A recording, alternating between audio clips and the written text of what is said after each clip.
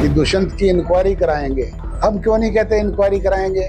राज तो उन्हीं का है, वो फाइल भी उन्हीं के पास है और कलम भी उन्हीं के पास है, ऑर्डर भी उन्होंने करने हैं। दुष्यंत के खिलाफ तो इंक्वायरी करवाने की बात करते हैं, और जिस भूपेंद्र हुड्डा के खिलाफ 10 साल से मुकदमे अदालतों में चल रहे हैं और बाकायदा सबूत के साथ चल रहे हैं, उनके खिलाफ चूं भी नहीं करते। उनके साथ मिली भगत कर रखी है। कलम भी है और ताकत भी, मगर क्यों सत्ता में बैठी भाजपा दुष्यंत के खिलाफ एक्शन नहीं ले रही? ये सवाल अजय चौटाला ने सैनी सरकार से पूछा है। विधानसभा चुनाव के नजदीक आते ही राजनीतिक सरगर्मियां तेज हो गई हैं। जजपा खोए हुए वजूद को हासिल करने के लिए जुट गई है और अब अजय सिंह चौटाला की जिस पार्टी ने भाजपा के साथ 4.5 साल तक गठबंधन धर्म, उसी के खिलाफ जमकर भड़ास निकाल रहे हैं। अजय के निशाने पर सिर्फ बीजेपी ही नहीं बल्कि हुड्डा भी हैं। अजय ने रोहतक में सीएम नायब सैनी और भूपेंद्र सिंह हुड्डा के खिलाफ जमकर अपना गुस्सा जाहिर किया। जजपा के राष्ट्रीय अध्यक्ष अजय सिंह चौटाला ने मुख्यमंत्री नायब सिंह सैनी के बयान पर पलटवार करते हुए कहा है कि भाजपा से गठबंधन करने के लिए वो नहीं गए थे। भाजपा के राष्ट्रीय नेतृत्व ने गठबंधन के लिए पहल की थी। अजय चौटाला ने कहा कि नायब सिंह सैनी और मनोहर लाल खट्टर दुष्यंत की जांच करने की बात कहते हैं, जबकि भूपेंद्र सिंह हुड्डा के खिलाफ सबूत होने के बावजूद भी भाजपा कुछ नहीं कर रही है। क्यों किया? किसने किया? हमने तो किया नहीं।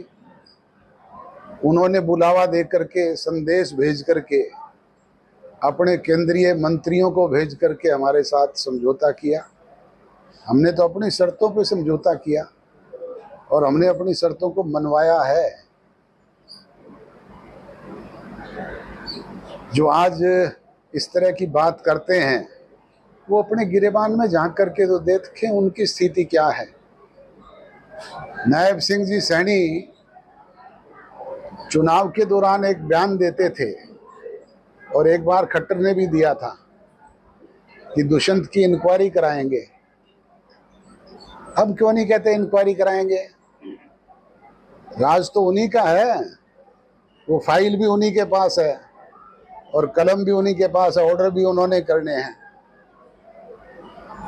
दुष्यंत के खिलाफ तो इंक्वायरी करवाने की बात करते हैं, और जिस भूपेंद्र हुड्डा के खिलाफ 10 साल से मुकदमे अदालतों में चल रहे हैं और बाकायदा सबूत के साथ चल रहे हैं, और ऐसे ऐसे सबूत हैं जिनको कोई नकार नहीं सकता, उनके खिलाफ चूं भी नहीं करते।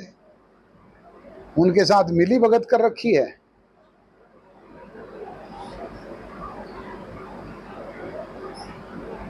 क्या जेजेपी का इस्तेमाल किया गया था?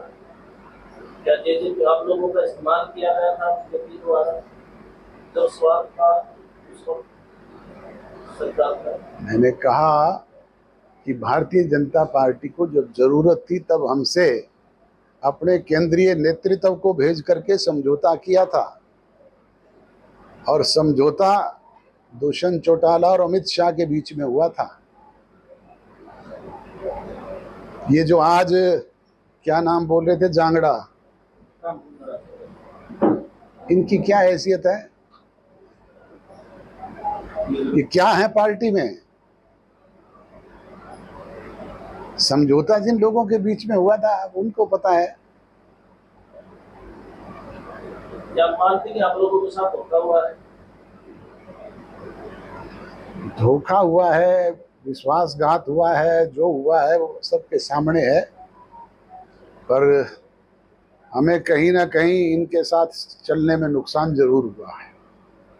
जेजेपी विधानसभा चुनाव अकेले लड़ेगी या फिर सहयोगी दल तलाशा जाएगा? क्योंकि इनेलो पार्टी ये चर्चाएं है कि मायावती के साथ लड़ेगी। मायावती के साथ तो पहले भी किया था ना, हुआ भतीजे का रिश्ता तो पहले भी था, वो बीच में कैसे टूट गया?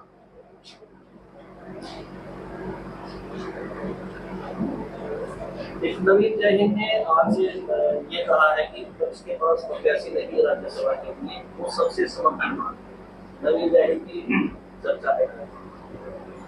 नवीन जैन जी ना तो चुनाव लड़ने की परिस्थिति में हैं बेचारे। अब चुनाव लड़ने के लिए 10 MLA की रिकमेंडेशन चाहिए, उनके पास तो एक भी नहीं है।